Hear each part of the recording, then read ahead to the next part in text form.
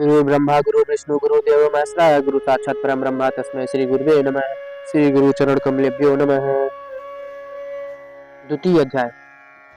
देवताओं के तेज से देवी का प्रादुर्भाव और महिषासुर की सेना का वध। विनियोग। ओम मध्यम चरित्रस्य विष्णु ऋषि महालक्ष्मी देवता उष्णिक छंद सांकम भरी शक्ति दुर्गा बीजम वायु तत्वम यजुर्वेद स्वरूपम श्री महालक्ष्मी प्रीत्यर्थम प्रथम चरित्र जपे विनियोग है। यहाँ पे ध्यान दिया गया है।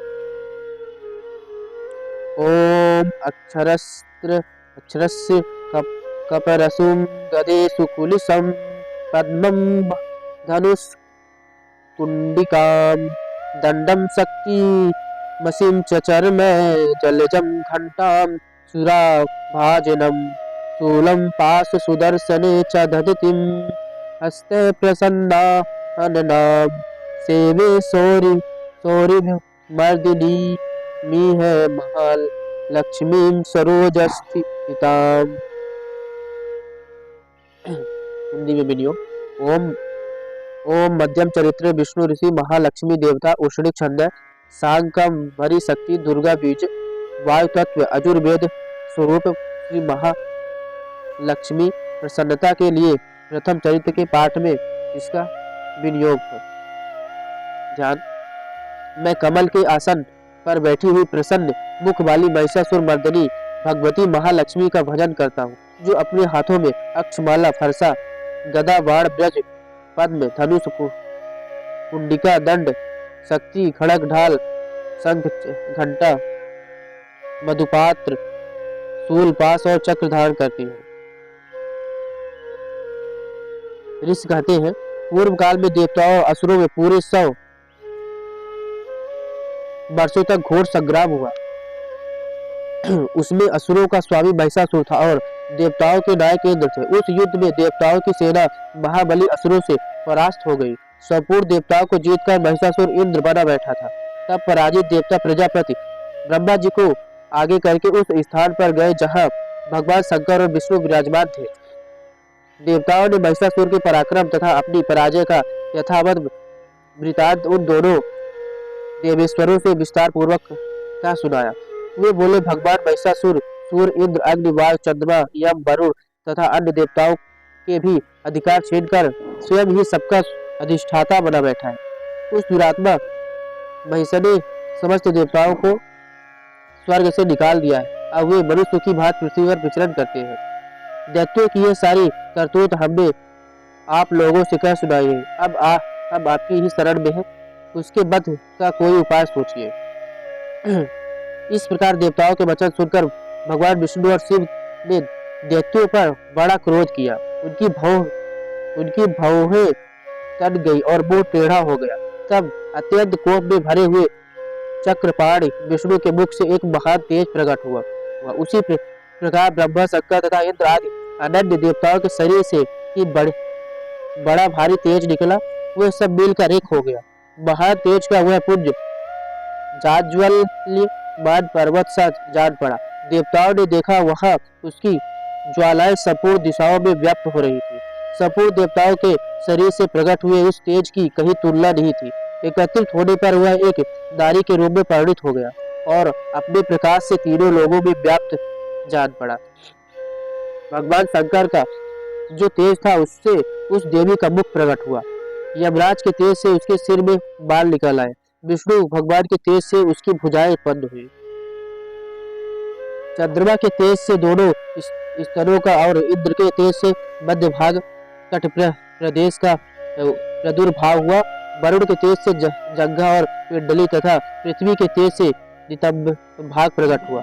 ब्रह्मा जी के तेज से दोनों चरण और सूर्य के तेज से उसकी अंगुलियां हुई। वसुओं के तेज से हाथों की अंगुलियां और कुबेर के तेज से नासिका प्रकट हुई। उस देवी के दांत प्रजापति के तेज से और तीनों नेत्र अग्नि के तेज से प्रकट हुए थे। उसकी भौहें संध्या के और कान वायु के तेज से उत्पन्न हुए थे। इसी प्रकार अनन्य देवताओं के तेज से भी उस कल्याणमयी देवी का आविर्भाव हुआ। तदनंतर समस्त देवताओं के तेज से तेजपुंज से प्रकट हुई देवी को देखकर महिषासुर के सताए हुए देवता बहुत प्रसन्न हुए। पिनाकधारी भगवान शंकर ने अपने शूल से एक त्रिशूल निकालकर उन्हें दिया। फिर भगवान विष्णु ने अपनी चक्र उत्पन्न करके भगवती को अर्पण किया। वरुण ने भी शंख भेंट किया। अग्नि ने उन्हें शक्ति दी और वायु ने धनुष तथा बाण से भरे हुए 2 तरकस प्रदान किए। सहस्त्र नेत्रों वाले देवराज इंद्र ने अपने ब्रज उत्पन्न करके दिया और इरावत हाथी से उदार कर एक घंटा भी प्रदान किया।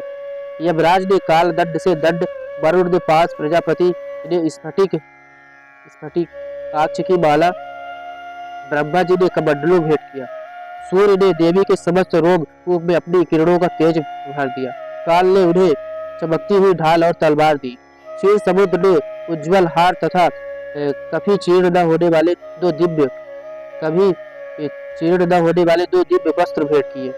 साथ ही उन्होंने दिव्य चूड़ामणि, 2 कुंडल, कड़े, उज्ज्वल धर्मचंद्र, सब बाहुओं के लिए केयूर, दोनों चरणों के लिए निर्मल रूप, गले की सुंदर हंसली और सब अंगुलियों में पहनने के लिए रत्नों की बनी अंगूठियां भी दी। विश्वकर्मा ने उन्हें अत्यंत निर्मल हर्षा भेंट किया। साथ ही अनेक प्रकार के शस्त्र और अभेद्य कवच दिए। इनके सिवा मस्तक और वक्ष स्थल पर धारण करने के लिए कभी न उभलाने वाले कमलों की मालाएं दी। जलधि ने उन्हें सुंदर कमल का फूल भेंट किया। हिमालय ने सवारी के लिए सिंह तथा भांत भांत के रत्न समर्पित किए। धनाध्यक्ष कुबेर ने मधु से भरा पान पात्र दिया तथा संपूर्ण नागों के राजा शेष ने, जो इस पृथ्वी को धारण करते हैं, उन्हें बहुमूल्य बड़ियों से विभूषित नाग हार भेंट दिया। इसी प्रकार अन्य देवताओं ने भी आभूषण और अस्त्र शस्त्र देकर देवी का सम्मान किया। तत्पश्चात उन्होंने बारंबार अट्टहास पूर्वक उच्च स्वर से गर्जना की। उनके अभयंकर नाद से संपूर्ण आकाश गूंज उठा। देवी का वह अत्यंत उच्च स्वर से किया हुआ सिंहदान कहीं समा न सका। आकाश उसके सामने लघु प्रतीत होने लगा। उससे बड़े जोर की प्रतिध्वनि हुई, जिससे संपूर्ण विश्व में हलचल मच गई और समुद्र कांप उठे। पृथ्वी डोलने लगी और समस्त पर्वत हिलने लगे। उस समय देवताओं ने अत्यंत प्रसन्नता के साथ सिंधु वाहिनी भवानी से कहा, देवी तुम्हारी जय हो। साथ ही महर्षियों ने भक्ति भाव से विनम्र होकर उनका स्तवन किया। संपूर्ण त्रिलोकी को क्षोभ ग्रस्त देख दैत्यगण अपनी समस्त सेनाओं कवच आज से सुसज्जित कर हाथों में हथियार ले सहसा उठकर खड़े हो गए। उस समय महिषासुर ने बड़े क्रोध में आकर कहा, आह, यह क्या हो रहा है। फिर वह संपूर्ण असुरों से घिरकर उस सिंह दादी की ओर लक्ष्य करके दौड़ा और आगे जा पहुंचकर उसने देवी को देखा, जो अपनी प्रभा से तीनों लोगों को प्रकाशित कर रही थी। उनके चरणों के भार से पृथ्वी दबी जा रही थी। माथे के मुकुट से आकाश में रेखा सी खींच रही थी तथा वे अपने धनुष की डंकार से 7 पातालों को क्षुब्ध किए देती थी। देवी अपनी हजारों भुजाओं से संपूर्ण दिशाओं को आच्छादित करके खड़ी थी। तदनंतर उनके साथ दैत्यों का युद्ध छिड़ गया। नाना प्रकार के अस्त्र शस्त्रों के प्रहार से संपूर्ण दिशाएं उद्भासित होने लगी। चिक्षुर नामक महान असुर महिषासुर का सेना नायक था। वह देवी के साथ युद्ध करने लगा। अन्य दैत्यों की चतुरंगिणी सेना साथ लेकर चामर भी लड़ने लगा। 8000 रथियों के साथ आकर उदग्र नामक महादैत्य ने लोहा लिया। 1 करोड़ रथियों को साथ लेकर महाहद नामक दैत्य युद्ध करने लगा, जिसके रोए तलवार के समान तीखे थे। वह असिलोमा नामक महादैत्य 5 करोड़ रथी सैनिकों को सहित युद्ध में आ डटा। 60 लाख रथियों से घिरा हुआ वास्कल नामक दैत्य भी उस युद्ध में लड़ने लगा। परिवारित नामक राक्षस हाथी सवार और घुड़सवारों के अनेक दलों तथा 1 करोड़ रथियों की सेना लेकर युद्ध करने लगा। पिंडाल नामक दैत्य 5 अरब रथियों से गिरकर लोहा लेने लगा। इसके अतिरिक्त और भी हजारों महादैत्य रथ, हाथी, घोड़ों की सेना साथ लेकर वह देवी के साथ पिंडाल नामक दैत्य 5 अरब हाथियों से गिरकर लोहा लेने लगा। इसके अतिरिक्त भी हजारों महादैत्य रथ, हाथी और घोड़े की सेना साथ लेकर वह देवी के साथ युद्ध करने लगे। स्वयं महिषासुर उस रणभूमि में कोट सहस्त्र रथ, हाथी और स्वयं महिषासुर घोड़ों की सेना से घिरा हुआ खड़ा था। वे दैत्य देवी के साथ तोमर, बिंदीपाल, शक्ति, मूसल, घड़क, परस और पट्टिस आदि अस्त्र शस्त्रों का प्रहार करते हुए युद्ध कर रहे थे। कुछ दैत्यों ने उन पर शक्ति का प्रहार किया, कुछ लोगों ने पास फेंके तथा कुछ दूसरे दैत्यों ने खड़ग प्रहार करके देवी को मार डालने का उद्योग किया। देवी ने भी क्रोध में भरकर खेल खेल में ही अपने शस्त्र अस्त्रों की वर्षा करके दैत्यों के समस्त अस्त्र शस्त्र काट डाले। उनके मुख पर बस परिश्रम या थकावट का रंच मात्र भी चिन्ह नहीं था। देवता और ऋषि उनकी स्तुति करते और वे भगवती परमेश्वरी दैत्यों के शरीरों पर अस्त्र शस्त्रों की वर्षा करती रही। देवी का वाहन सिंह भी क्रोध में भरकर गर्दन के बालों को हिलाता हुआ असुरों की सेना में इस प्रकार विचरने लगा, मानो वनों में दावानल फैल रहा हो।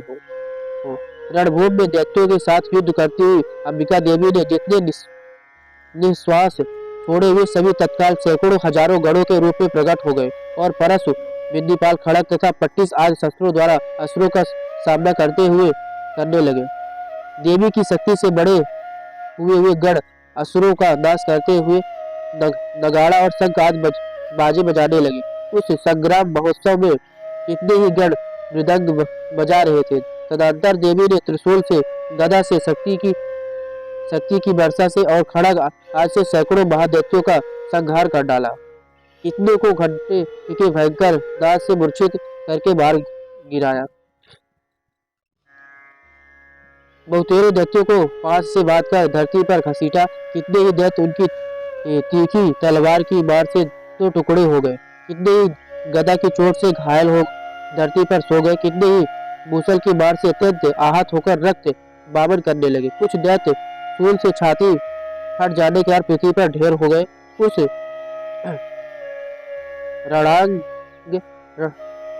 रणांगण में बाढ़ समूहों की दृष्टि से कितने ही असुरों की कमर टूट गई। बाज की तरह चपटने वाली देव पीड़क दैत्यगण अपने प्राणों से हाथ धोने लगे। किन्हीं की बाहें छिन्न भिन्न हो गई, कितनों की गर्दनें कट गई। कितने ही दैत्यों के मस्तक कट कर गिरने लगे। कुछ लोगों के शरीर मध्य भाग में ही विदीर्ण हो गए। कितने ही महादैत्य जागे कट जाने से पृथ्वी पर गिर पड़े। कितनों को ही देवी ने एक बाह, एक पैर और एक नेत्र वाले करके 2 टुकड़े में चीर डाला। कितने ही दैत्य मस्तक कट जाने पर भी गिरकर फिर उठ जाते हैं। केवल धड़ के ही रूप में अच्छे हथियार हाथ में ले देवी के साथ युद्ध करने लगे थे। दूसरे कबंध युद्ध के बाजों की लय पर नाचते थे। कितने ही बिना सिर के धड़ हाथों में खड़ग, शक्ति और रिष्ट लिए दौड़ते थे तथा दूसरे महादैत्य ठहरो यह कहते हुए देवी को युद्ध के लिए ललकारते थे। जहां वह घोर संग्राम हुआ था वहां की धरती देवी के गिराए हुए रथ, हाथी, घोड़े और असुरों की लाशों से ऐसी पट गई थी कि वहां चलना फिरना असंभव हो गया था। दैत्यों की सेना में हाथी, घोड़े और असुरों के शरीरों से इतनी अधिक मात्रा में रक्तपात हुआ था कि थोड़ी ही देर में वहां खून की बड़ी नदियां बहने लगी। जगदम्बा ने असुरों की विशाल सेना को क्षण भर में नष्ट कर दिया, ठीक उसी तरह जैसे तृण और काठ के भारी ढेर को आग कुछ ही क्षण में भस्म कर देती है। और वह सिंह भी गर्दन के बालों को हिलाकर जोर से गर्जना करता हुआ दैत्यों के शरीर से मानो उनके प्राण चुने लेता था। वह देवी के गणों ने भी उन महादैत्यों के साथ ऐसा युद्ध किया जिससे आकाश में खड़े हुए देवतागण उन पर बहुत प्रसन्न हुए, बहुत संतुष्ट हुए और फूल बरसाने लगे। आज का ये द्वितीय अध्याय समाप्त हुआ। कल मिलेंगे तीसरे अध्याय में, तब तक के लिए जय श्री राधे श्याम।